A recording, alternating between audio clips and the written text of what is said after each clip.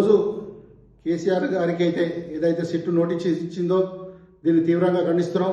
Municipal ఎలక్షన్లు ఉన్నాయని ఒక డ్రామా ఆడడం, ఒక సీరియల్ మాదిరిగా దీన్ని తీసుకుపోవడం, అదేవిధంగా హరీష్ అన్న గారికి నోటీస్ ఇవ్వడం, కేటీఆర్ గారికి నోటీస్ ఇవ్వడం, అదేవిధంగా సంతోష్ గారికి నోటీస్ ఇవ్వడం, ఈరోజు మన కేసీఆర్ గారికి నోటీస్ ఇవ్వడం, దీన్ని తీవ్రంగా ఖండిస్తున్నాం.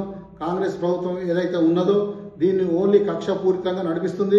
మీకు ప్రజలకు మంచి చేసే చేతగాక, ప్రజలలో మీరు మంచిగా లేక, ప్రజలలో మీకు పోయే ముఖం లేక, ఏదో విధంగా బీఆర్ఎస్ పార్టీ మీద, బీఆర్ఎస్ పార్టీ పెద్ద నాయకుల మీద బురద జల్లే కార్యక్రమంలో భాగంగానే దీన్ని చూడవలసిన పరిస్థితి ఉంటుంది.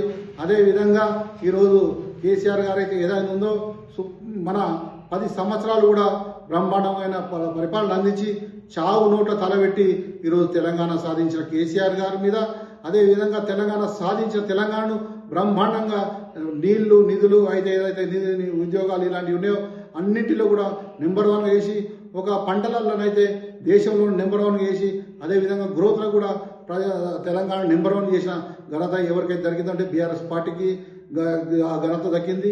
అలాంటి బీఆర్ఎస్ పార్టీని ఏదైనా బురద తల్లి ఇలాంటి పనులు చేయాలని మీరు అనుకుంటే దానికి చెల్లదు.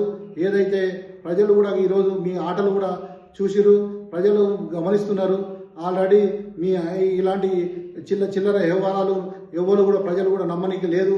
ఈ రోజున మీరు ఈ నోటీసులు ఇచ్చేస్తే ఏదో మున్సిపాలిటీలలో మాకు ఏదో పెద్ద ఎక్కువ సీట్లు గెలుస్తామని మీరు భ్రమపడుతున్నారు. కానీ ఈరోజు బ్రహ్మాండమైన ఒక 70-80% బీఆర్ఎస్ పార్టీ మున్సిపాలిటీలు కైవసం చేసుకోబోతుందని ఈ సందర్భంగా తెలియజేసుకుంటున్నారు.